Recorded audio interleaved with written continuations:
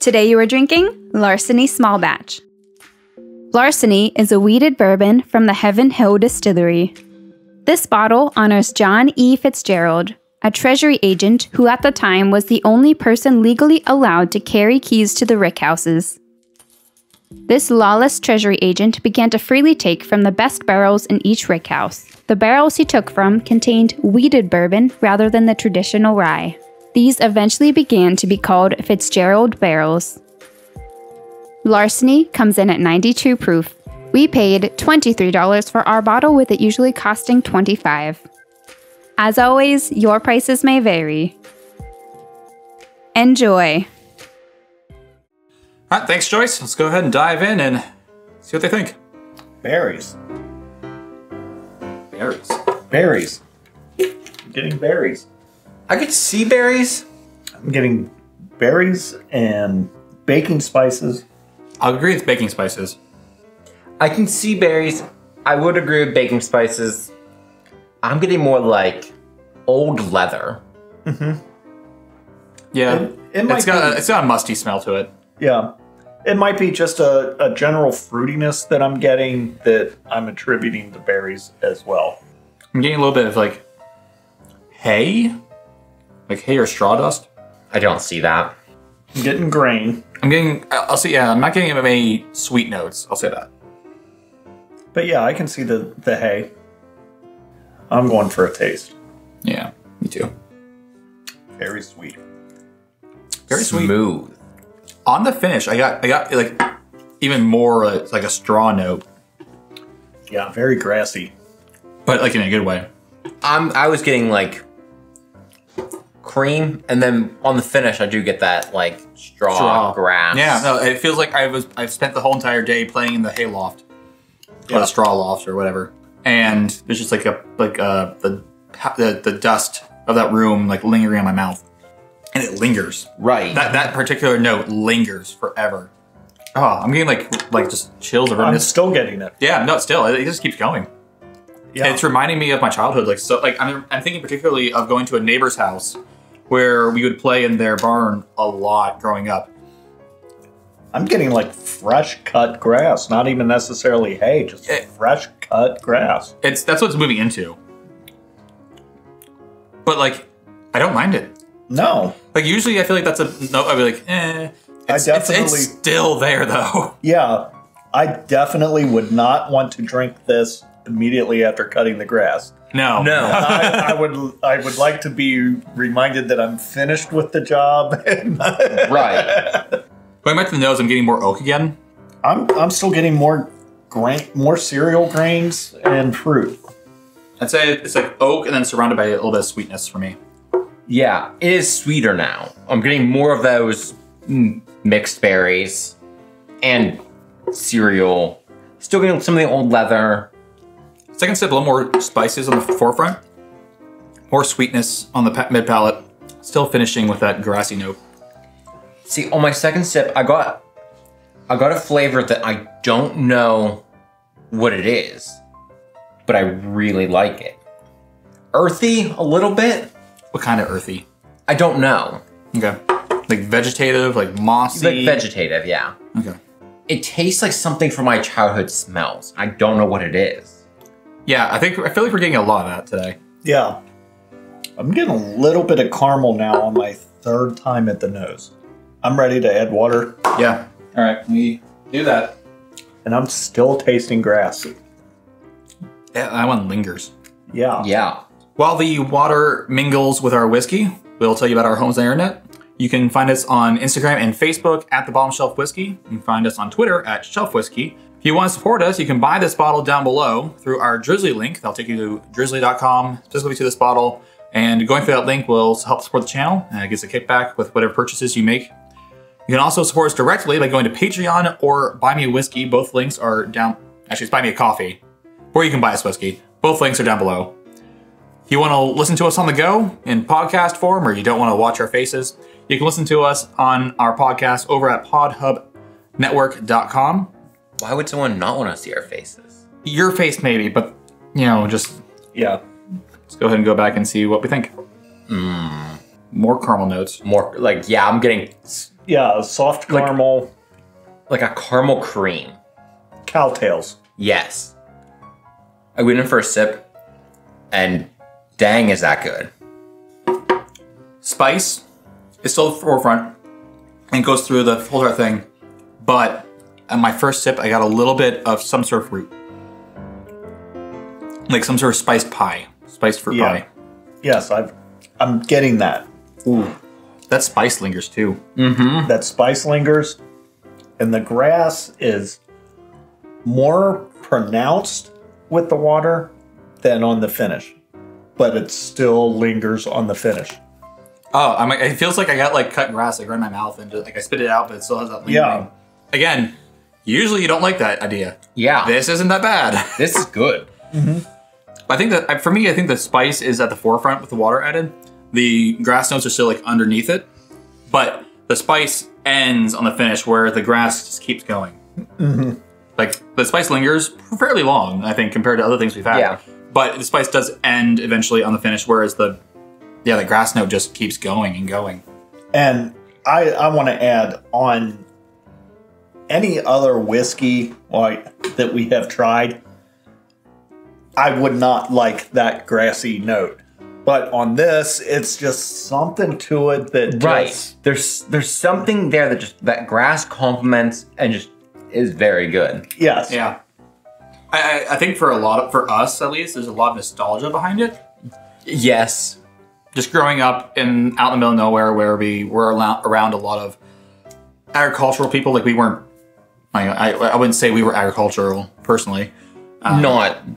Not agriculture, no. No. With me, it's reminiscent of growing up in the city where I was going door to door with my lawnmower trying to make a couple bucks. There you go. So, yeah, this brings me back to my childhood too. All right, well, let's go ahead and dive into ratings, and then we'll do guesses and all that. So, start with the nose. Nose, I gave it a 3. Fruity cereal, typical nose that I would expect on any whiskey. Overall, on the nose, I'm giving this one a 3.5. Before the water, I was giving it a flat 3, but that water added something to it that I really enjoyed. 3.5. I gave it a 3.5 as well. I'm only taking into account the water just because the water did good things to the whiskey throughout the whole entire list. Exactly, yes. Yeah. Usually, otherwise, I wouldn't do that. Sweet notes, grain notes. Yeah, they're kind of general and basic, but I think they just did a really good job. And it didn't lead me down the wrong path when it came to the palate. I'm actually going 3.5 on the palate on this. Without the water, it was a 3. However, I liked, we talked about the grassy notes a lot. I liked, for me, that adding the water brought those grassy notes into the forefront on the palate for me, not just the finish. I was really tempted to give this one a 5. I really enjoyed this on the palate. I'm going to give it a 4.5 because I still think there's something better out there. I gotta give myself room to improve. Everything I tasted on the palate was just perfect, or as close to as I've had. I also gave this 4.5. Yeah, just kind of same thing. Just really good. Finish, I am going 5. The grassy notes crushed it. And I'm real stingy with my ratings. For me to give it a 5 would probably be like somebody else to give it a 10 on our 5 scale. Yeah, I really, really liked this finish, and I'm excited to find out what this is. I'm giving this one, originally I was going to give it a 3.5. I'm going to bump it up to a 4. The finish complemented the palate, which complemented the nose so well that, yeah, I think that the finish is a 4. Yeah, it's a very well-rounded whiskey, and I'm giving the finish a 4. I was going to go, I'm tempted to do 4.5, but I'm just going to leave it at 4. It does linger forever, though. So that is our ratings on this whiskey. Let's go ahead and dive into your guesses. So we're looking for what kind of whiskey this is, what the proof is, how much you think this bottle costs, and then how much are you willing to pay for it. And yes, you may go above the $30 price limit for what you would be willing to pay. I'm going to guess a rye.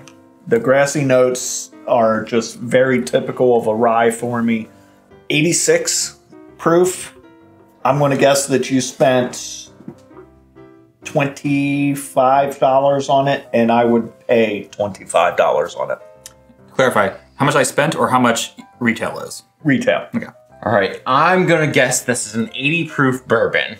I'm gonna guess that the retail is 24. I would pay 28 to 30. All right, so let's dive in, and we're going to talk about first the ratings of other sites and the general tasty notes from around the web, and then we'll dive into the review. Normally, I don't drink it between when we start doing our ratings and the end, but this is just so good that I've been sipping on it still. I might need a touch up for the toast. I'll try to get through this fairly fast. All right, so Distiller gave this an 88, Whiskey Advocate a 90, Wine Enthusiast a 92, and Tastings.com an 88. Average. That's a lot of ratings. Yeah, a lot of ratings and a lot of high ratings. Like, yeah, around that 90 mark. Tasty notes from around the web. Most common notes were on the nose: bread, sweet, toffee, butterscotch, oak. Palate, spice, caramel, oak, honey. And finish, savory, spice, oak, and medium long. But that one seemed to be in contention between, some people said long, some people said short medium, but the majority of them said, I'd say medium long. Okay. All right, so we're gonna go ahead and reveal this bottle. But no grass. No grass mentions. There may have been some people who mentioned it or mentioned straw or hay, and so sometimes if you're getting different notes that are similar, it's kind of hard for me to find the consistent ones. These are just the ones that literally appear the most in comments. So if I wanted to do that, I'd have to do a lot more work. First off, this is not a rye. This is a bourbon. In fact, there's not a single bit of rye in this mash bill. Wow. This is a wheated bourbon. Proof is 92. Sweet goodness. The general retail price is about $25. And I paid $23 on sale. Today you guys drank Larceny. So this is the 92 proof Larceny. They actually call it Small Batch Larceny, and it is a wheated bourbon from Heaven Hill. The mash bill for this bourbon is 68% corn, 20% wheat, and 12% malted barley. And from what I read somewhere, they boast having more wheat than the leading wheated bourbon. I think it's Maker's Mark is what they're talking about. New Charred Oak, obviously, Heaven Hill. This is the same mash bill that you'd find in Old Fitzgerald, which is a more premium version of this product. So they actually define, somewhere, someone said that they actually define what they call a small batch. For them, a small batch is when they use 100 barrels or less to make their batch of bourbon. This is probably one of the most interesting bottles we have on our shelf now. Very reminiscent of a padlock for a prison cell, which fits the name Larceny very nicely. It even has a keyhole on it. This is I can't say it's my favorite bourbon currently, because there's another bottle that is coming up that I like a lot. But for the longest time, this was my favorite bourbon. I've probably had more bottles of this than I've had any other liquor. If you like what we're doing, please hit the subscribe button down below, give us a like, and if you want to ring that bell, it'll notify you of other episodes that we have.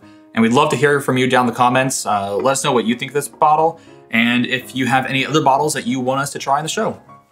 Until next time, cheers to you. May the winds of fortune sail you. May you sail a gentle sea. May it always be the other guy who says, "This drink's on me."